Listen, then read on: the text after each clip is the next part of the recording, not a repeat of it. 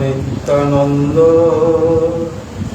জয় অদ্বৈত চন্দ্র জয় গৌর ভক্তবৃন্দ ভক্তগোষ্ঠী সহিত গৌরাঙ্গ জয় জয়। শুনিলে ভাগবত কথা ভক্তি লাভ হয়।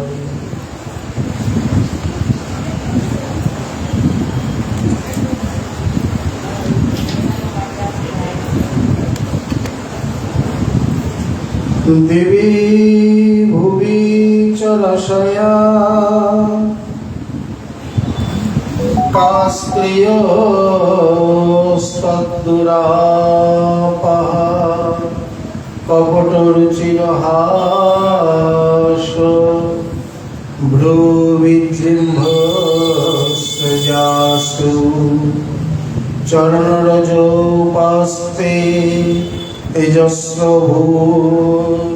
ভূতির্ভয়ঙ্কার অপি চ কৃপণপক্ষে যুক্তম শ্লোক জল্পৈঃ। পরম কারুণিক শ্রী শ্রীল কৃষ্ণ দ্বৈপায়ন বেদব্যাস তদীয় অমর মহাগ্রন্থ শ্রী শ্রীমদ্ ভাগবত মহাপুরাণে দশম স্কন্ধে ৪৭তম অধ্যায়ে শ্রী শ্রী ভ্রমর গীত প্রসঙ্গে চতুর্থ যে উজ্জ্বল দশা তাকে বর্ণনা করতে গিয়ে বলছেন,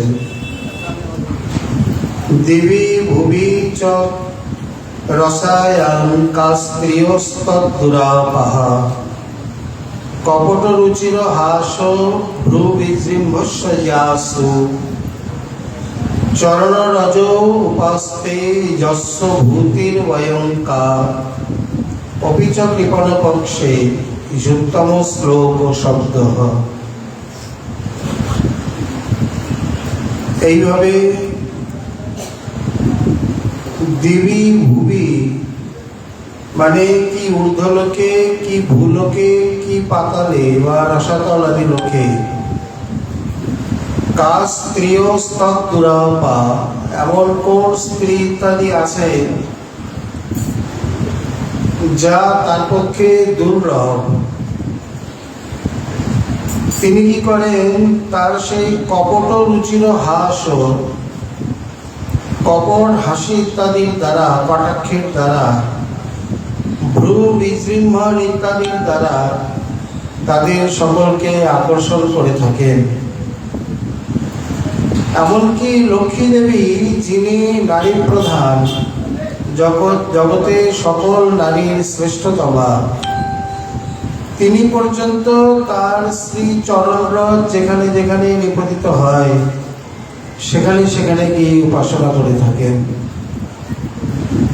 কি বলবো আর, অপি চ কৃপণপক্ষে উত্তম শ্লোক ও শব্দ। কেউ কেউ মনে করেন তিনি উত্তম শ্লোক, অতএব তার উপাসনা করাই দরকার। মহাভাবের আবেশে একের পর এক তিনি সেই ভাবোদ্গার করেই চলেছেন। উদ্ধব মহাশয় কেবল দাঁড়িয়ে দাঁড়িয়ে শুনছেন, দেখছেন। ভাব তরঙ্গের কোনো বিরাম নেই। সাগরে যেমন ছোট বড় তরঙ্গের কোনো বিরাম নেই, তেমনি তারও নেই। ভ্রমরটি যেন বলছেন যে আপনি আমার প্রভুর নামে এত দোষারোপ কেন করছেন? মথুরার অঙ্গনাগণ পরম পতিব্রতা, তারা আপনাদের মতো এই প্রকার আর সকলের প্রতি ধাবিত হবে না। এই দুষ্ট, তুই কি বলতে চাস যে আমরা সকলের প্রতি ধাবিতা? ক্ষমা করবেন ঠাকুরানী, মানে সেই আপনি যাকে কপটি বলছেন বা দোষারোপ করছেন, তার প্রতি মথুরার অঙ্গনাগণ ধাবিত হবে না, কারণ তারা পতিব্রতা। রাধারানী বলছেন, কত বড় পতিব্রতা মথুরার অঙ্গনাগণ। এই জগতে যত বড় পতিব্রতা হোক, সব থেকে বড় পতিব্রতা, শ্রেষ্ঠ পতিব্রতা পরম শান্তি শিরোমণি শ্রী লক্ষ্মী দেবী, তিনি পর্যন্ত সমস্ত কিছু পরিত্যাগ করে তার উপাসনা করে। কারণ যারা কৃপণপক্ষে দিনহীন, তারা মনে করে এই উত্তম শ্লোক ভগবানের সেবা করাই উচিত। এটি কেবল পুরুষ জাতি নয়, যারা নারী জাতি তারাও মনে করে। এই কথাটা এখানে গৌণ। এর মুখ্য ধ্বনি বা তাৎপর্য হলো যে কৃষ্ণের এমনই গুণ, যিনি যত বড় পতিব্রতা হন আর না হন, অকাম সর্বকাম বা মোক্ষ কাম উদারধি তীব্রেণ ভক্তি যোগেন যজেত পুরুষম পরম। তুমি অকাম, সর্বকাম, মোক্ষকাম, নিষ্কাম যাই হও না কেন, তীব্র ভক্তিযোগের দ্বারা তার উপাসনা করা উচিত। এটি তো ভাগবতের বিধিমুখে বলেছেন। আর এখানে অনুরাগের যে আক্ষেপ, তীব্র উৎকণ্ঠা বিরহার্থীর যে আক্ষেপ, তার বক্তব্য একটু ভিন্ন। মানে তার গুণে, রূপে, মাধুর্যে, লীলাতে, প্রেমেতে, বংশীধ্বনিতে জগতে এমন কে আছে যে আকৃষ্ট না হয়ে পারে না। আমরা দু একটা দৃষ্টান্ত দিই। যেমন অষ্টছাপের অন্যতম কবি শ্রী নন্দদাসজি, ইনি তুলসীদাসজি গুরু ভাই। গুরু ভাই মানে সমাধ্যায়ী, একসঙ্গে পড়াশোনা করতেন কাশীতে। তো সেই স্থানে কাশীর ওপর দিয়ে বৃন্দাবনে আসে সবাই।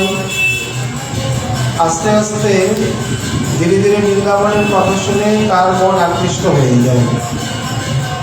প্রথমে তো দুই ভাই রাম উপাসনাই করতেন।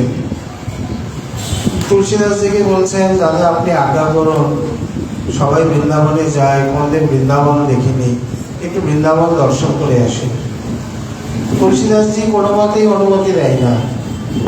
আজ নয় কাল পরে যাবে, এই তো এখানে একদিন যেও, এত উতলা কি আছে। কারণ জানে বৃন্দাবনে গেলে রাম ভজনার কতখানি হবে কে জানে। বারবার বলাতে দ্বারকার একদল যাত্রী, তারা বৃন্দাবন হয়ে দ্বারকায় যাবেন, তাদের সঙ্গে পাঠাতে বাধ্য হলেন। নন্দদাসজি এমনই আগ্রহ করছেন যে আর না করতে পারলেন না। জিজ্ঞাসা করলেন, আপনারা বৃন্দাবনে কদিন থাকবেন? বলছেন সর্বসাকুল্যে 10 দিন, কারণ আমাদের আবার দ্বারকা গমন আছে। বলে ঠিক আছে, আপনাদের হাতে গুরু ভাইকে দিচ্ছি, আবার যাওয়ার সময় গুরু ভাইকে দিয়ে যাবেন। কিন্তু বৃন্দাবনে 10 দিন দর্শনের পর তিনি মনে করলেন, আমার তো কিছুই দর্শন হলো না, সবেমাত্র এলাম। এখন তাদের নির্দিষ্ট সময়ে তারা চলে যাবেন। বললেন, চলো তোমাকে গুরু ভাইয়ের হাতে কাশিতে দিয়ে যাই। বলে ক্ষমা করবেন, আমি একটা চিঠি দিচ্ছি, চিঠিটা গুরু ভাইকে দিয়ে যান, আমি এখন আর যাবো না। কেন? আমি আর একটু দর্শনাদি করি। তুলসীদাসজি যখন সেই চিঠি পেলেন, জিজ্ঞাসা করলেন, গুরু ভাই? বলে গুরু ভাই আরো দর্শন করবে, গুরু ভাই আসেনি, গুরু ভাইয়ের পরিবর্তে চিঠি এসছে। না, প্রথমে চিঠি দেননি, গুরু ভাই সেখানে রয়ে যান। এখানে নন্দদাসজি দীর্ঘদিন, এখন তখনকার দিনে চিঠির অত প্রচলন নয়, মানে হাতে হাতেই চিঠি আদি প্রদান হতো ওই অধিকাংশ। তুলসীদাসজি দীর্ঘদিন যখন তাকে পাননি, কোনো খবরাখবর না পেয়ে পরবর্তীকালে আর এক যাত্রীর হাতে চিঠি দিলেন। কেমন আছো, কোথায়, কতদিন, এলে না কেন, কবে আসবে, এসব কোনো কথা নয়।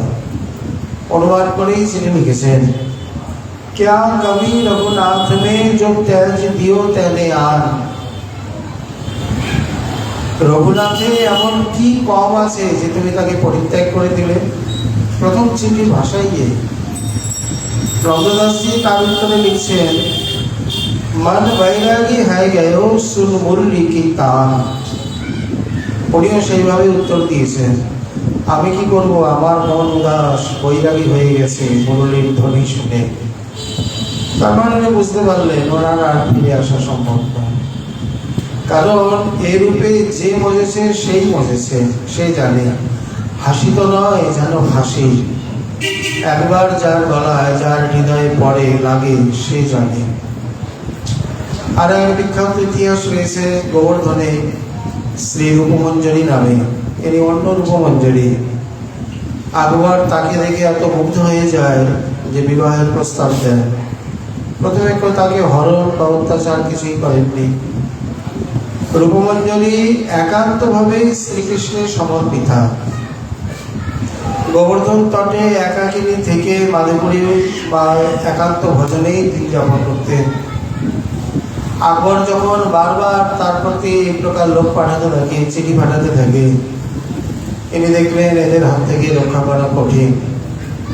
একান্তভাবে ইষ্টে শরণাগত হলেন, হয়ে শেষে বললেন, ঠিক আছে, ওনার বিবাহের এত ইচ্ছা, আগামী দিন এসে উনি যেন বিবাহ করে। আকবর তো একবারে লাফাতে শুরু করেছে। একদিন পরে যাই হোক রাজি হয়েছে। পরের দিন লোকজন ঢাকলো সবকিছু নিয়ে গিয়ে বসতে, দেখছেন রূপমঞ্জরীর দেহটা পড়ে আছে। রূপমঞ্জরী আর নেই, এরা সূর্যস্থলে। কারণ উনি ইচ্ছা করেই চিঠিটা দিয়েছেন যে গায়ে হয়তো এরকম কোনো সংকেত পেয়েছেন, যাবার সংকেত, আর সেই সংকেত পেয়ে দৃঢ় নিশ্চয় হয়ে আকবরকে খবর পাঠান যে আগামী দিন যেন বিয়ে করতে আসে। শরীর তো পড়ে আছে, বিয়ে করো। শুধু এতটুকুই প্রমাণিত হলো যে যারা প্রকৃতই কৃষ্ণানুরাগী বা কৃষ্ণানুরাগিনী, তাদেরকে কেউ কোনোভাবে কোনোদিন এই পথভ্রষ্ট করতে পারেনি। অসম্ভব, শুধু কঠিন নয়, অসম্ভব ব্যাপারটি। এই শ্লোকগুলির মাধ্যমে যেমন শ্রীমন মহাপ্রভুর একটা গুণ গাওয়ার ভঙ্গি রয়েছে। চাতুর্মাস্য শেষে যখন ভক্তবৃন্দ বিদায় নেন, তখন দোষারোপ ছলে প্রত্যেকের গুণ গেয়েছে। যেমন রাঘব পণ্ডিত, নিতাই চাঁদ, নকুল ব্রহ্মচারী, শ্রীবাস ইত্যাদি। আসলে এগুলো দোষ কীর্তন নয়, ওই ছলে তার যে গাঢ় প্রীতি, গাঢ় অনুরাগ, তাকে প্রকাশ করেছেন। এইখানেও শ্রীমতী রাধারানী নবরগীতের মাধ্যমে আমরা যদি সম্পূর্ণভাবে মানে দূর থেকে তাকে দিকে বিচার করি, তাহলে পরিষ্কার দেখা যাবে তার অন্তরের যে ভাব বা ভাব প্রকোষ্ঠে যে মহামূল্যবান মণিরত্নরা যে বিরাজিত, যে আলোকে তিনি সদা উদ্ভাসিতা, তার সামান্য কিছু এই বিরহচ্ছলে ভ্রমণকে লক্ষ্য করে ভগবদ ইচ্ছাতে প্রকাশিত হয়েছে। এইটুকুই যে সব তা নয়, এটুকু তীরেরহি স্পর্শী এক কণ বা এইরকম বলা যায়, সিন্ধুর এক বিন্দু মাত্র বলা যেতে পারে। আরো যে কত বিশাল ভাব সিন্ধু তার অন্তরে, তার গভীর অন্তঃস্থলে রয়েছে, কে বলতে পারে। কৃষ্ণ যার গুণগানের নাহি পায় পার, তার গুণ গরিবে কেমনে জীব ছাড়। না গুণ, না রূপ, না মহিমা, না মাধুরী, না প্রেম, না লীলা, না স্বরূপ, কোনো কিছুতেই তার পার পাওয়া সম্ভবপর নয়। স্বয়ং অনন্ত, তিনিই অন্ত পান না, আমরা কোথাকার পৌঁছা, এটি কেবল দিগদর্শন মাত্র। এইখানেও সেই দশারোপ ছলে বলছেন, ভ্রমণটি যেন বলছে যে আপনার প্রভু বা উনি এই প্রকার হতে পারে, তার এই প্রকার আকর্ষণ ইত্যাদি, কিন্তু মথুরারম্বনাবান তারা এই প্রকার পরম পতিব্রতা, তারা যে কোনো ভাবে বা যে কোনো পুরুষে এইভাবে আসক্ত হবে না বা তার সঙ্গে মিশতে যাবে না। তার উত্তরে যেন রাধারানী একটা বিদ্রুপের হাসি এসে বললেন, তুই কপটির বন্ধু হতে পারিস কিন্তু অন্তরঙ্গ বন্ধু নয়। তার মানে অন্তরে লিঙ্গতে গচ্ছতি যশ অন্তরঙ্গ, যিনি অন্তরে গমন করতে প্রবেশ করতে পারেন তিনি হচ্ছেন অন্তরঙ্গ। তুই তার বাহিরটা জানিস, অন্তরটা জানিস না, ওটা আমরা জানি। আমরা তার পুঙ্খানুপুঙ্খ জানি, নখদর্পণে তার নখাগ্র থেকে কেশাগ্র, অন্তর থেকে বাহির সমস্ত কিছু আমরা জানি। দিবি ভুবি চ রসায়ন কাস্ত্রিয়স্তদ্দুরাপাহা, ভূলোকে ভূগোলোকে মানে স্বর্গ মর্ত পাতাল ত্রিভুবনে এমন কোন স্ত্রী ইত্যাদি আছে যে তার পক্ষে দুর্লভ? কোন স্ত্রী তার পক্ষে দুর্লভ নয়, মানে সকল স্ত্রী তার পক্ষে সুলভ, এবং প্রত্যেকেই জগতে এমন কে আছে যে তার প্রতি আকৃষ্ট না হয়।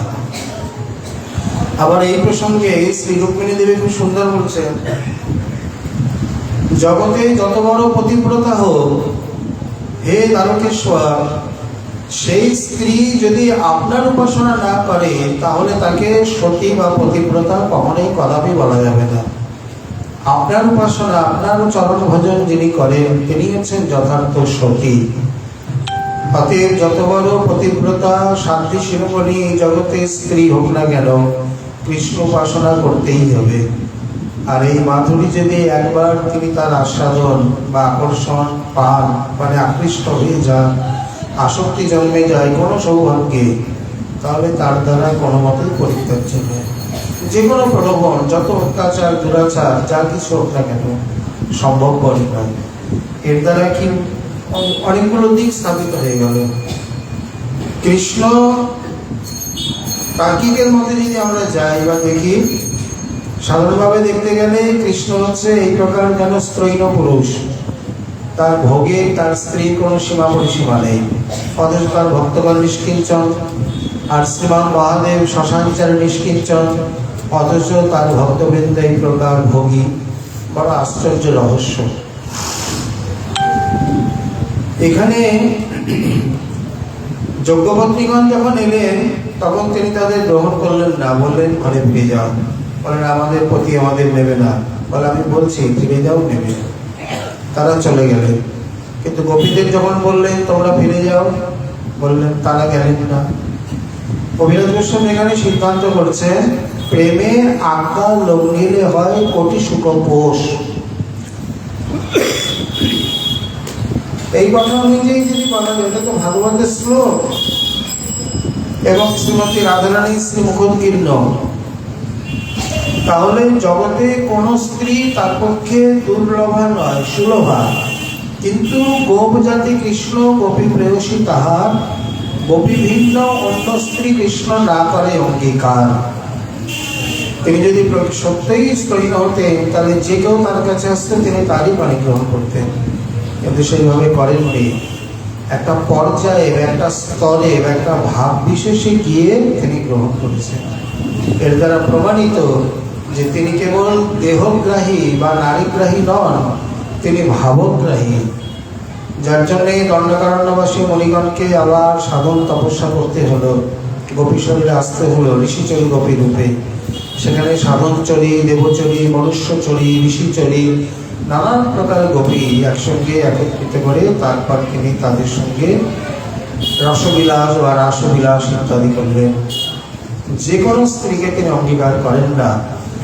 যে সংকোচে শ্রী জয়দেব ঠাকুর মহাবাণী লিখতে পারছিলেন না, এত বড় ব্রহ্মাণ্ডের প্রতীকে একজন রমণীর চরণে নত করাবো, তিনি বুঝিয়ে দিলেন যার চরণে আমি নত হই তিনি কেবল রমণী নয়, তিনি প্রেমের সাক্ষাৎ দেবী। দেহি পদ পল্লব উদাহরণ, ওই সকলের কাছে তিনি বলে বেরিয়েছেন নাকি? এই বাণীটিকে আমরা গীত গোবিন্দের বা প্রেমের পরিভাষা বলতে পারি। পরিভাষা বলতে কি? যেমন ভাগবতের পরিভাষা হলো কৃষ্ণস্থ ভগবান স্বয়ং, শ্রীকৃষ্ণ স্বয়ং ভগবান।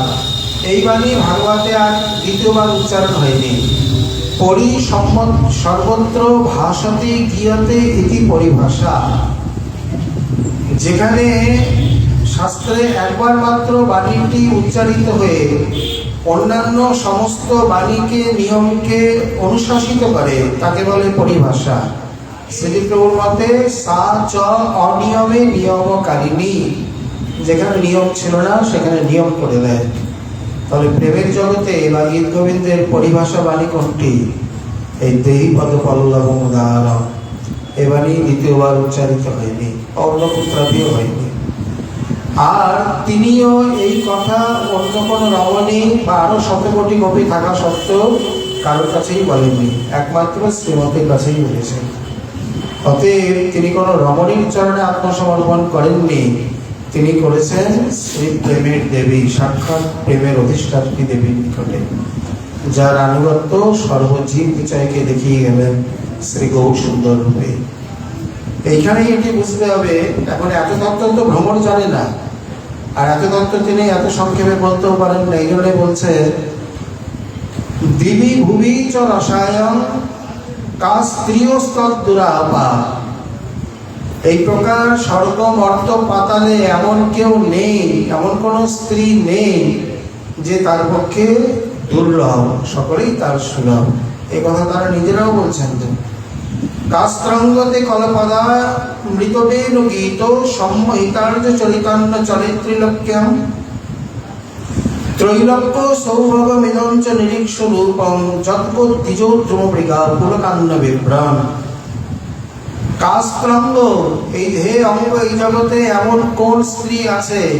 কলপদা মৃতবেন গীত, তোমার সেই অমৃত গীত, তোমার মধুর ধ্বনি, রূপ, মাধুরী, প্রেম, লীলা, সৌন্দর্য সম্মোহিতার্য চরিতান্ন চলে ত্রিলোক্যে, ত্রিলোককে বিমোহিত না করে। বিস্মাপনঞ্চ চরাচরস্য ত্রিজগন মানসাকর্ষী মুরলীকর পূজিত লীলা কল্লোল বারিধি। এক একটি মাধুরী বর্ণনা করতে গিয়ে রূপস্বামী এক একটি বিশেষণ দিয়েছেন। অতএব সমগ্র ভুবনকে আকর্ষণ করছে। শুধু ভুবন নয়, এমনকি স্বয়ং বৈষ্ণবিক তিনি যখন বেণু বাজান তিনি মোহিত হন না, তিনি নিজেও সব মোহিত হয়ে থাকেন। অতএব এমন মাধুরী রূপ দেখি আপনার কৃষ্ণের হয় চমৎকার, আস্বাদিতে মনে ওঠে কাম। যদ গো দ্বিজ দ্রুমমৃগ পুলকান্ন বিভ্রম। দেখো ত্রৈলোক্যের সৌভাগ্য, মানে সৌভাগ্য দেখো, তার সেই রূপ নিরীক্ষণ করে এখানে গো জাতি, দ্বিজ পক্ষী ইত্যাদি, বৃক্ষলতা, বিটবি বিতান, পশু পাখি, মৃগকুল ইত্যাদি সকলেই পুলক আদিকে প্রাপ্ত হয়েছে, মানে অষ্টসাত্ত্বিক বিকারকে প্রাপ্ত হয়েছে। অতএব জগতে এমন কেউ নেই যে কৃষ্ণ মাধুরীতে স্থির থাকতে পারে। বিশেষ করে তার মধ্যে নারীগণ। এই ত্রিজগৎ ভরি আছে যত যোগ্যা নারী, তোমার বেনু কাহানা আকর্ষয়। কৈল জগতে বেনু ধ্বনি, সিদ্ধ মন্ত্র যোগিনী, দুটি হইয়া মোহে নারী মন। মহৎ কণ্ঠা বাড়াইয়া আর্যপথ ছাড়াইয়া আনি তোমায় করে সমর্পণ। তোরা এই কথা জানিস? তোরা জানিস না, আমরা জানি, কারণ আমরা সমাকৃষ্টা। এই জগতে যত যত যেখানে সিদ্ধ মন্ত্র যোগিনী ইত্যাদি অবিচার ইত্যাদি যা আছে, বেণুধ্বনির আগে কেউ নয়। বেণুতে যখন সেই পাদয়ন্তম মুখাম্বুজে, শব্দ ব্রহ্ম মুখাম্বুজে, ওটা তো বেণুধ্বনি নয়, সাক্ষাৎ শব্দ ব্রহ্ম। সেই শব্দ ব্রহ্ম শ্রবণ করে সকলে যেভাবে সমাকৃষ্ট হয়, এমন আর অন্য কোনো সিদ্ধ মন্ত্র বা যোগিনী অবিচার বিদ্যাদির দ্বারা হয় না। বিশেষ করে আমরা কিভাবে তোমার বেনু কাহানা আকর্ষয়, মহৎ কণ্ঠা বাড়াইয়া আর্যপথ ছাড়াইয়া যত ধর্মাধর্ম ইত্যাদি আছে, আদিকেই বলবেন দুষ্টাজে সদরম আর্য পথন চহিত্বা ভেজুর মুকুন্দ পদবে স্মৃতে বিমিটিয়া। সমস্ত ধর্মাধর্মকে জলাঞ্জলি দিয়ে, যত লৌকিক ধর্ম আছে তাকে বাদ দিয়ে, যে সর্বধর্মান পরিত্যাজ্য মামেকম শরণং ব্রজ, এই হচ্ছে তার প্রমাণ। সর্বধর্ম ত্যাগ করে তাতে গিয়ে সমর্পিত হন। ধর্ম ছাড়ায় বেনুর দ্বারে হানে কটাক্ষ কাম সরে, লজ্জা ভয় সকল ছাড়ায়। এই বেনুর দ্বারেতে, এটা কেবল একটি মাত্র মাধুরী বলছেন, আরো মাধুরী তো আছে। সকল ধর্মাদি পরিত্যাগ করিয়ে এমনকি লজ্জা, ঘৃণা, ভয় ইত্যাদি, অষ্টপাশ ইত্যাদি, যেখানে যত মতে যত বন্ধন আছে সমস্ত কিছু পরিত্যাগ করায়। এবে আমায় করি রোষ, কহি পতিত্যাগে দোষ, ধার্মিক হইয়া ধর্ম শিখাও। এখন তুমি বলছো যে আমরা পতিয়াদিকে ত্যাগ করেছি, কারণ তুমি তো আমাদের পতিকে ত্যাগ করিয়েছ, আমরা করিনি, তুমি করাতে বাধ্য করেছ। অন্য কথা, অন্য মন, বাহিরে অন্য আচরণ, এইসব সব পরিপাটি, তুমি যেন পরিহাস, হয় নারীর সর্বনাশ, ছাড়ো এই সব খুঁটিনাটি। এসবই শ্রীমতীর বাণী এবং মহাপ্রভু আস্বাদন করে আমাদের ডেভেলপ দিয়ে গেছে। সেই কথারই সামান্য কিছু ভ্রমণের কাছে উদ্গার করছেন। তুই জানিস কি আকর্ষণ, জানিস কিভাবে ধর্মাধর্মকে পরিত্যাগ করা। বেণুনাদ অমৃত ঘোলে, অমৃত সমান মিঠা বলে, অমৃত সমান ভূষণ সিঞ্জিত, তিন অমৃতে হরে কান, হরে মন, হরে প্রাণ, কেমনে নারী ধরিবে চিত। এক বেণুর তরে কত অমৃত দেখ। বেণুনাদ অমৃত ঘোলে, এক বেণুনাদি যেন অমৃতে মানে সাগর বা অমৃত রসায়ন, অমৃত সমান মিঠা বলে, তার যে মধুর স্বর যখন কর্ণকোণে প্রবেশ করে, পরামৃত স্বরূপ মানে অমৃত অপেক্ষা আরো সুমধুর, আরো সুস্বাদু। আর অমৃত সমান ভূষণ সিঞ্জিত, তার অঙ্গে যে সুন্দর সুন্দর আভূষণ রয়েছে, তিনি যখন মধুর গজেন্দ্র ভবনে চলে যায়, তার চরণের নূপুর, কঠিন কিঙ্কিন ইত্যাদি অন্যান্য আভূষণ এমন মধুর সিঞ্চন করে, মানে মৃদু সুন্দর ধ্বনি করে। এই তিন অমৃতেতে আমাদের মন প্রাণ সমিলিত। কেমনে নারী ধরিবে চিত। এই জগতে কে আছে? এখানে নারী নারী শব্দ বারবার কেন বলছে? বলে তাদের আকর্ষণ বেশি, বা এই ভাব যাদের মধ্যে রয়েছে, সেই ভাবে যারা রয়েছে তাদের আকর্ষণকে কোনো মতেই পরিত্যাগ করতে পারবে না। এই কারণে বলছেন যে এই জগতে তুই বলছিস মথুরার রঙ্গনাগর পতিব্রতা, কত শত পতিব্রতা চিত হয়ে গেল। সব থেকে জগতের শ্রেষ্ঠ পতিব্রতা শ্রী লক্ষ্মী দেবী, তিনি পর্যন্ত চরণরজের উপাস্তে। শুধু তাই নয়, বেলবনে যে তপস্যা করছে সে তো করছে, কিন্তু তথাপি যেখানে যেখানে তার চরণরজ দেখতে পায় সেইখানে সেইখানে গিয়ে তিনি উপাসনা করে থাকেন। তাহলে সেখানে আমরা কি? আমরা তো সামান্য নারী, আমরা গোপনারী, মানবী। অতএব আমাদের মন যে আকৃষ্ট হবে আর আমরা যে তাতে মন দেব, এ তো বলাই বাহুল্য। তুই যতই বলিস না কেন, লোভ কখনো ধর্মাধর্ম জ্ঞান করে না, বিচার করে না। এইসব ছলে শ্রীমতী শ্রীকৃষ্ণের গুণবর্ণনই করছেন, গুণগানই করছেন। মানে বাস্তবিক কৃষ্ণ শব্দের কি অর্থ, ওটা তো সামান্য পরিভাষায় বলেছেন। কৃষির মূল আচরণাশ্চ নিবৃত্তিবাচক তৈরক্য পরব্রহ্ম কৃষ্ণ গীতবিধি ইহাতে। কৃষি বলতে আকর্ষণ, আর নপ্রত্যয়কে নির্বৃত্তি মানে আনন্দ। তিনি সর্বাকর্ষক, এই আকর্ষণ, আর সর্বাহ্লাদক, সকলকে আনন্দ দান করেন। কি জাতীয় আনন্দ, তিনি কিরকম আকৃষ্টবান মানে আকর্ষণ করে থাকেন, এই সকল ব্যাখ্যা বা উদ্গার না হলে কোনো মতেই বোঝা যাবে না। বিশাখারে রাধা জয়ছে শ্লোক কহিরা, সেই শ্লোক মহাপ্রভু পড়িতে লাগিলা। এখানে ভাগবতে তেমন কোনো উল্লেখ নেই, কিন্তু শ্রীকৃষ্ণ কমল গোস্বামী আদি অন্যান্য মহাজনগণ স্বসখী সঙ্গে উদ্ধব সন্দেশকে রাই দীপননাথকে আস্বাদন করেছেন। সখী তো অবশ্যই থাকবে, সখীরা থাকলে রাধারানী কখনো একাকিনী থাকেন না। এখানে বিশাখাকে নিজের ভাবে তিনি যে উদ্গার করেছিলেন, সেইভাবে আবার শ্রীমদ মহাপ্রভু ফেরত দিয়ে গেছে। এখানেও যেমন ভ্রমরকে বলতে বলতে হঠাৎ করে বিশাখার দিকে বা ললিতার দিকে, কোনো সহচরীর দিকে তাকিয়ে বলছেন, বলে দেখ ওপরে কি দেখ। কৃষ্ণরূপের যে আকর্ষণ, ও কি জানে, ও কি বোঝে কিছু? নবঘন স্নিগ্ধ বর্ণ দলিতাঞ্জন চিক্কণ ইন্দিবর নিন্দি সুকমল। এমন উপমা দিয়েছেন কবিরাজ গোস্বামী। নবঘন স্নিগ্ধ বর্ণ, নবীন মেঘের যে স্নিগ্ধতা, রুক্ষতা বা ভীতিভাব নয়, শুধু স্নিগ্ধ ভাবটিকে নেই। দলিতাঞ্জন চিক্কণ, তার মধ্যে অঞ্জন মৃগবাদিক থেকে বিদলিত করে তার যে চিক্কণ কান্তি, ইন্দিবর নিন্দি সুকোমল, ইন্দিবরে কান্তি এবং কোমলতা এই দুটিকেও গ্রহণ করা হোক। যিনি উপমারুগণ হরে সবার নেত্রমন, কৃষ্ণ কান্তি পরম প্রবল। এই সকলের কান্তিকে পরাভূত করে সেই কৃষ্ণ কান্তি সর্বোপরি বিরাজিত। প্রথমে বললেন বেণুধ্বনির কথা, এবং বলছেন রূপামৃতের কথা।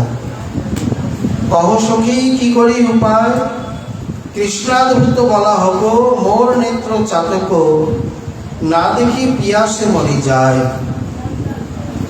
অর্থাৎ আকাশে যখন এই যে পিঞ্চ বকপাতি চলে যায়, কখনো কখনো এরকম বেঁকে, কখনো ধরনের মধ্যেও, কখনো সারিবদ্ধভাবে, বিভিন্ন রূপে, এই প্রকার কৃষ্ণাদ্ভুত বলা হোক মোর নেত্র চাতক।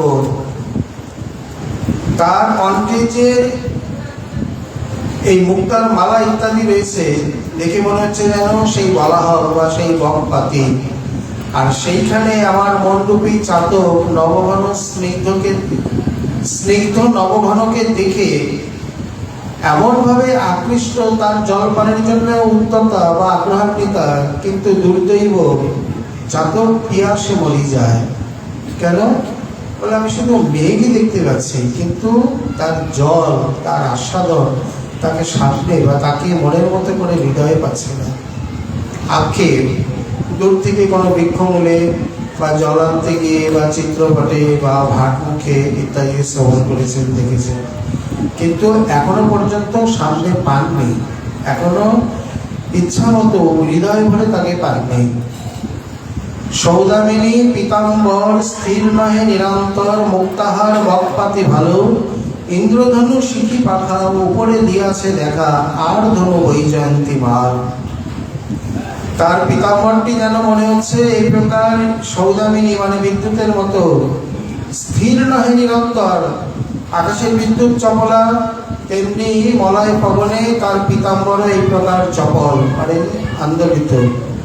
মুক্তাহার বকপাতি ভালো, সেইখানে গলায় যেন মুক্তার হার বকপাতির মতো। আর ইন্দ্রধনু শিখি পাখা, ময়ূরপুচ্ছের মধ্যে যে আকৃতিটা রয়েছে সেটা মনে হচ্ছে যেন ইন্দ্রধনুষ। উপরে দিয়াছে দেখা, নবঘন স্নিগ্ধ তিনি, তার উপরে যতবে আকাশের বুকেই ইন্দ্রধনু দেখা যায়, এখানে ওপরে বলতে যেহেতু ময়ূরপুচ্ছটা ওপরে, সেই জন্যে। আর ধনু বৈজয়ন্তী মাল, গলায় রয়েছে আজ বৈজয়ন্তীর মালা। সেই মালা গলার পিছনেটা দেখা যাচ্ছে না, সামনে থেকে কিছুটা দেখা যাচ্ছে, মনে হয় ধনুকের মতো বক্র হয়ে আর ধনু বৈজয়ন্তী মাল, আর একটা ধনুকের মতো অবস্থান করছে তার গলদেশে। মুরলীর কলধ্বনি মধুর গর্জন শুনি, বৃন্দাবনে নাচে ময়ূর চয়, অকলঙ্ক পূর্ণ কল, লাবণ্য জ্যোৎস্না ঝলমল, চিত্রচন্দ্র তাহাতে উদয়। কল বলতে কলার সহিত, ওখানে আকাশের চন্দ্রমায় রয়েছে কলঙ্ক, এখানে নিষ্কলঙ্ক, ষোড়কলায় পরিপূর্ণ। যে চন্দ্র এমনভাবে বৃন্দাবনের গগনে উদিত হয়েছে, কেবল ব্রজ গোপীরূপী যে চকর, তারাই সেই কিরণ সম্পূর্ণভাবে পার করতে পারবে, আর কেউ নয়। যে চন্দ্রমাকে দেখে ময়ূরচয়ের আজ নৃত্য, যদ্যপি তারা নবঘনকে দেখে নৃত্য করে, বলে যখন নবঘন রূপে বর্ণনা দেওয়া হচ্ছে তখন নবঘন রূপে, কখনো চন্দ্র রূপে ইত্যাদি রূপে, আজ ওই স্নিগ্ধ নবঘন রূপে ময়ূরচয় তারাও নৃত্য করে বেড়াচ্ছে। লীলামৃত মরিশনে সিঞ্চে চৌদ্র ভুবনে, হেন মেঘ যবে দেখা দিল, দুর্দৈব ঝঞ্ঝা পবনে, মেঘ নিল অন্য স্থানে, মরে চাতক পিতনা পাইল। যখন তিনি কৃপা করে সেই স্নিগ্ধ নবঘন উদিত হলো, বর্ষণ এখনই হবে, সিঞ্চে চৌদ্র ভুবনে, কিন্তু দুর্দৈব ঝঞ্ঝা পবনে, মেঘ নিল অন্য স্থানে। এখানে ঝঞ্ঝা বলতে কি, তার অশ্রু, কম্প, পুলক, মূর্ছা, এই সমস্ত কিছু এই ঝঞ্ঝা পবন আদিতে, যেমন দারুণ মহাশয় মানে তিনি আক্ষেপ করছেন এমন ভাবে কম্প হচ্ছে, পাখা করতে পারছেন না, এমন ভাবে চোখটা মানে অস্ত্রপাত হচ্ছে, ঝাপসা হয়ে কৃষ্ণরূপ দর্শন করতে পারছেন না।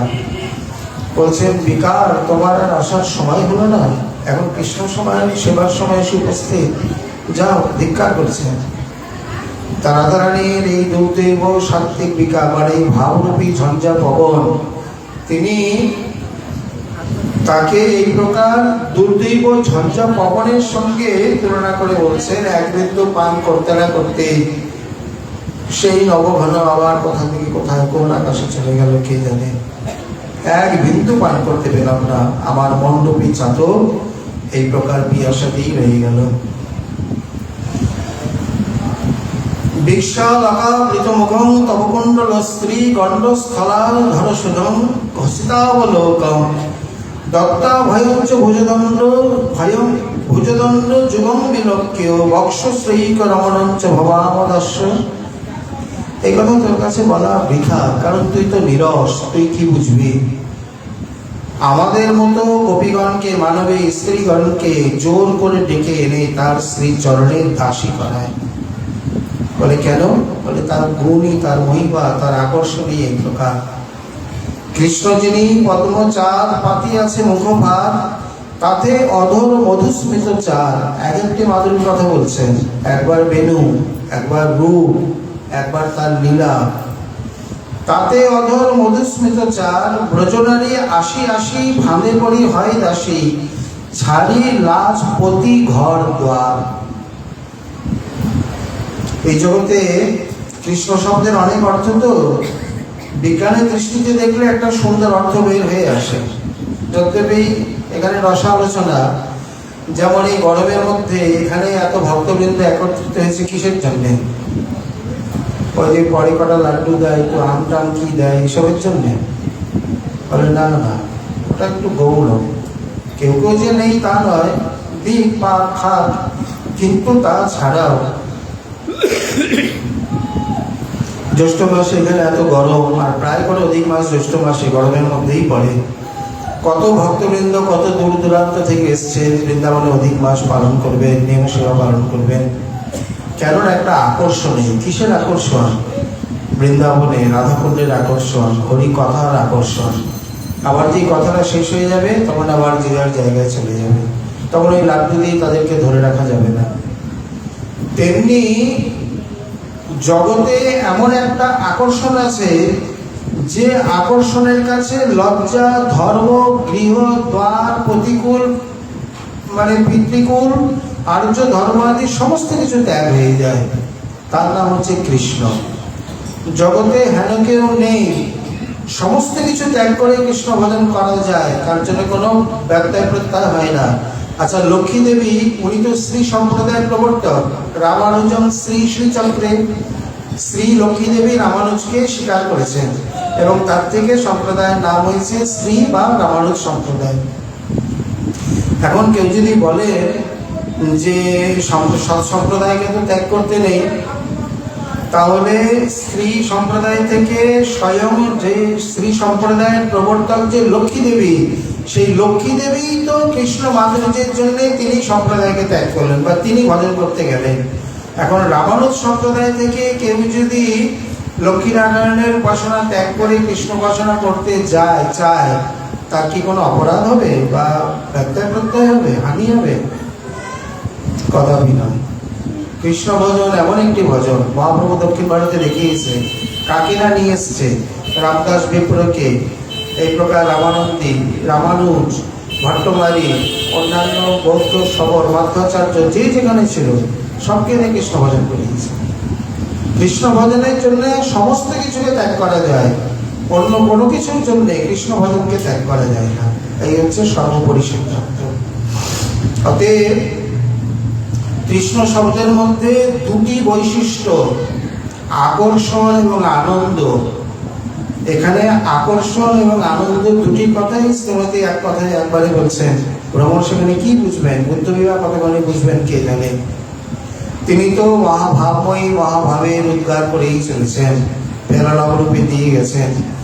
যদি কোনো ভাগ্যবানী কোনোদিন বুঝতে পারে বা বুঝিবে রসিকজন, না বুঝিবে মূঢ়, কোনো সঙ্গ বলে, সৌভাগ্য বলে, সাধন স্বীকৃতি বলে, কোনোদিন যদি কেউ বুঝতে পারে সেদিনই তার লোক জন্মাবে। আর তখন তার মধ্যে এই আকর্ষণ, তখন তাকে বলতে হবে না এটা লৌকিক ধর্ম, এটা ভাগবত ধর্ম, একে গ্রহণ করো, একে ত্যাগ করো। তখন নিজেই তার বিবেক আপনি আপনি ত্যাগ করে বসে থাকবে। গণ্ডস্থল ঝলমল নাচে মকর কুণ্ডল, সেই নৃত্যে হরে নারী চয়, সস্মিত কটাক্ষ বাণী তা সবার হৃদয়ে আনে, নারী পদে নাহি কিছু ভয়। প্রকৃতপক্ষে যে ধরনের আকর্ষণ ইত্যাদি থাকলে কিভাবে তিনি যে বলছেন চরণরজ রূপাস্তে, যেখানে লক্ষ্মী দেবী সমস্ত কিছু ত্যাগ করে উপাসনা করছেন, সেখানে তো আমরা সামান্য নারী। অতএব উত্তম শ্লোক বলে তাকে যে বলা হয়েছে, উত্তম শ্লোকের এখানে অনেক অর্থ। উদ্গত তম ইতি উত্তম, মানে তম অন্ধকার অজ্ঞানতা যেখান থেকে বেরিয়ে গেছে বা নাশ হয়ে গেছে, সেটা হচ্ছে উত্তম শ্লোক। যস্য স উত্তম শ্লোক, যার যশ গুণগাথা কীর্তন করলে হৃদয়ের অন্ধকার তামসিকতা বা ইত্যাদি সব জুড়ে চলে যায়, তিনি হচ্ছেন উত্তম শ্লোক শ্রী ভগবান। পূর্ণ শ্লোক হচ্ছে রাজা যুধিষ্ঠির, পূর্ণ শ্লোক যুধিষ্ঠির, পূর্ণ শ্লোক নল রাজা নল, রাজা নল যুধিষ্ঠিরদেরকে বলা হয় পূর্ণ শ্লোক। শ্লোক মানে যশ, যাদের যশ বা গুণগাথা কীর্তন করলে পূর্ণ হয় তারা হলেন পূর্ণ শ্লোক। পূর্ণ শ্লোক আর উত্তম শ্লোক আলাদা। আর উত্তম শ্লোক হলেন একমাত্র শ্রী ভগবান, যার কথা কীর্তন করলে হৃদয়ের অন্ধকার তম ইত্যাদি নাশ হয়ে যায়। তাহলে জপিবত কৃপণ পক্ষে উত্তম শ্লোক শব্দ হল। কখনো কখনো কোনো কোনো কৃপণ তিনজন ইত্যাদি তারা মনে করেন তিনি যখন উত্তম শ্লোক তাহলে তার ভজন করা উচিত। তুই যে বলছিস না জগতে যারা কৃষ্ণ ভজন করে, যদি তার দোষই হতো তাহলে তাকে কৃষ্ণ ভজন লোকেরা কেন করতো? বলে কখনো কখনো কোনো কথায় তারা আকৃষ্ট হয়ে মনে করে যে কৃষ্ণের এই প্রকার গুণগান ইত্যাদি রয়েছে, তার ভজন করা উচিত, এই জন্যে তারা করে। আর যারা বোঝে তারা করে না। আসলে উল্টো কথা, যারা বোঝে তারা আরো বেশি করে করে, যারা বোঝে না তারাই কম করে বা ছেড়ে দেয়, তাদের নিষ্ঠা নেই, তাদের দৃঢ়তা নেই। অতি উচ্চ সুবিস্তার লক্ষ্মী শ্রীবৎস অলঙ্কার, কৃষ্ণের যে ডাকাতিয়া বক্ষ, ব্রজদেবী লক্ষ লক্ষ তা সবার মনোবক্ষ, হরিদাসী করিবারে দক্ষ। তুই যে বলছিস আমরা কেন যাই, তার মাধুরী এই প্রকার। কৃষ্ণের বক্ষ বক্ষ নয়, ডাকাতিয়া বক্ষ। ডাকাতের বক্ষ কেন বলছেন না? এদের শরীর খুব সুঠাম, মানে খুব কড়া শরীর হয়। বুক দেখলে মনে হয় যেন বুক তো নয়, যেন কোনো পাটা। তা কৃষ্ণের এই প্রকার পৃথু তুঙ্গ বক্ষ, এটি হচ্ছে বুকের লক্ষণ। কোটি হবে সিংহ কোটি, মানে কোমরটা সরু সিংহের মতো, আর বুকটা যেমন চওড়া তেমনি মানে বিস্তার তেমনি উচ্চ, একে বলে পৃথু তুঙ্গ বক্ষ। তুঙ্গ মানে উচ্চ, পৃথু মানে বিস্তার চওড়া। কৃষ্ণের এই যে ডাকাতিয়া বক্ষ, এই ডাকাতিয়া বক্ষ হরিদাসী করিবারে দক্ষ। অন্যান্য যে আমরা তো ব্রজগোপীরা আছি, এছাড়াও জগতে আরো যত অনুরাগিনীরা রয়েছে, লক্ষ লক্ষ অনুরাগিনী, তাদেরকে শ্রী হরিচরণে এনে দাসী করবার জন্যে এক বক্ষ মাধুরী যথেষ্ট। অন্যটা আমরা বাদই দিলাম। ও যে কথা বলেছে ইনি, এক অঙ্গে এত রূপ নয়নে না ধরে, এত যে সার্থক বাণী এই কথাটি। এক একটি অঙ্গে এত রূপ, যে রূপেতে সকলকে আকর্ষণ করার জন্য যথেষ্ট, দরকার নেই সমস্ত রূপে। আর সুললিত দীর্ঘার্গল কৃষ্ণের ভুজ যুগল, ভুজ নয়ে কৃষ্ণ সর্পকায়, দুই শরীর ছিদ্রে পশে, নারীর হৃদয়ে ধ্বংসে, মরে নারী সে বিষে জ্বালায়। বল আমরা কি করব? আমাদের দ্বারা এইভাবে রক্ষা করা সম্ভব নয়। এখানে শ্রীজি প্রভু খুব সুন্দর বলছেন, সর্বং বসেত ইচ্ছাতি য স্বয়ং চেত ভবেৎ চতুর, মুখ্যং শশয়তি পূর্বং তৎ প্রামাণ্যত ভজন্তি তং সর্বে। লক্ষ্মী দেবী কেন ভজন করে জানিস? বলছে এই জগতে যারা চতুর তারপরে কি কাউকে যদি আকর্ষণ করতে হয়, নিজের কোনো মত পথ ইত্যাদি প্রচার করতে হয়, কোনো সংগঠন বা কিছু করতে হয়, এরা রামাসভার কাছে যায় না, এরা যাত্রার কাছে যায় না, এরা কোনো বিশেষের কাছে যায়। যেমন মহাপ্রভু বা অন্যান্য আচার্যকে দেখা গেছে রামানুজাদি, আচার্য শঙ্করাদি বড় বড় রাজাকে শিষ্য করেছে।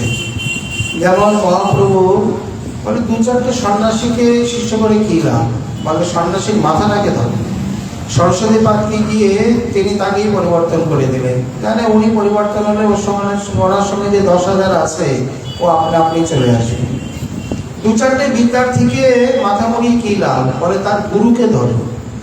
এমন ভাবে ভট্টার মাথা মুড়িয়ে দিলেন, আইটোটায় বসে প্রসাদ পাচ্ছে, গোপীনাথ তার সেরাত্ত বলছে, ভট্ট এখন কেমন লাগছে? বলে আর বলো না, কাহা তার্কি শ্রীরাম সঙ্গে ভেদ করি, সেই মুখে কইয়েবে রামকৃষ্ণ হরি। তর্কশাস্ত্রে জড় আমি জয়ছে লঘু পিণ্ড, আমারে বলারে তুমি প্রতাপ প্রচন্ড। এখনকার এই যে ভক্ত সঙ্গ, সুন্দর এই বিলাস মানে কীর্তন, প্রসাদ, বিহার, বিলাস ইত্যাদি, আর কোথায় কতগুলো শিষ্যকে নিয়ে অনুবাদ, অনুভূতি, ধূম, ন্যায় এই সমস্ত করে বেড়াতাম। ভট্ট চলে এলেন, ভট্ট যত ছাত্র বিদ্যার্থী ছিল সব চলে এলো। তেমনি তোদের যে প্রভু, সে প্রচন্ড চতুর, শুধু চতুর নয়, ধূর্ত, মানে চতুরের শিরোমণি, তাকে বলে ধূর্ত। কথায় কথায় তার ধূর্তামি। সে দেখলো এই জগতের একজন দুজন নারীকে আকর্ষণ করে কি লাভ, নারী শিরোমণি লক্ষ্মী দেবী, তাকে যদি আকর্ষণ করতে পারে তখন সকলে মনে করবে ও লক্ষ্মী দেবী এত বড় সতী শিরোমণি, তিনি যখন কৃষ্ণ ভজন করছে, তাহলে আমরাও যাই। তাই তো যজ্জল আচরতে শ্রেয়ান ইতরস্তদ অনুবর্ততে, সজগ প্রমাণম কুরুতে লোকস্তদ অনুবর্ততে। এই জন্যে তোদের এই যে তুই লক্ষ্মী দেবীর কথা বলছিস, লক্ষ্মী দেবী যে ভজন করছে তাতে মুক্ত হয়ে নয়, এই প্রকার অজ্ঞা হয়ে। আর লক্ষ্মীকে যদি আকর্ষণ করতে পারে তাহলে অন্যরা আকৃষ্ট হবে। এই জন্যে এই শ্লোকেতে শ্রীমতী যে ভাবোদ্গার করেছেন তার নাম হচ্ছে উজ্জ্বল্প। হরে ও কথা খ্যানং গর্ভ গর্বিতের শ্রেয়া, শাশুয়েস্ত তদাক্ষেপ ধীরের উজ্জ্বল্প ইরিজতে। যেখানে গর্ব মিশ্রিত ঈর্ষার সঙ্গে শ্রীহরির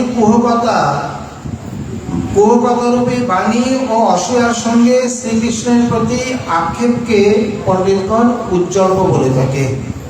এটি চিত্তকল্পের চতুর্থ বা 4টি শ্লোক, এখনো 6টি বাকি রয়েছে। কিভাবে কোথায় প্রয়োগ করলেন? পূর্বার্ধের যে শ্লোকে দিবি ভুবি চ রসায়ন কা স্ত্রীয়স্তাদুরাপা, এই অংশে শ্রীহরির কপটতা, মানে তিনি তার কপট কটাক্ষে এই জগতে যত স্ত্রী ইত্যাদি আছে তাদেরকে আকর্ষণ করেছেন, তিনি ছল কপট করেন। তৃতীয় পাদে থেকে চরণরজর উপাস্তে, এখানে লক্ষ্মী দেবী যে উপাসনা করছেন সেখানে গর্ব মিশ্রিত ঈর্ষা, নিজেদের প্রতি একটা গর্ব আছে আর লক্ষ্মী দেবীর প্রতি একটা ঈর্ষাও রয়েছে, এই দুটি একসঙ্গে মিলিত হয়ে। চতুর্থ পাদে অভিচক্রিপণ পক্ষে যুক্তম শ্লোক শব্দ, এই অংশ থেকে অসূয়ার সহিত এখানে শ্রীকৃষ্ণের প্রতি একটা কটাক্ষ এবং আক্ষেপে রয়েছে। এই সমস্ত লক্ষণকে একসঙ্গে করে পণ্ডিতগণ তাকে উজ্জ্বল্প দশা বলে থাকে। পরবর্তী শ্লোকে তিনি আবার যেভাবে বর্ণন করছেন, শ্রীমান মহাপ্রভু কৃপা হলে আবার আমরা আগামীকাল আস্বাদনে আশা রাখি। আজকে আমাদের শ্রী শ্রীধম সন্দেশ কথা এখানে বিশ্রাম নেওয়া হল। নিতাই গৌর হরি।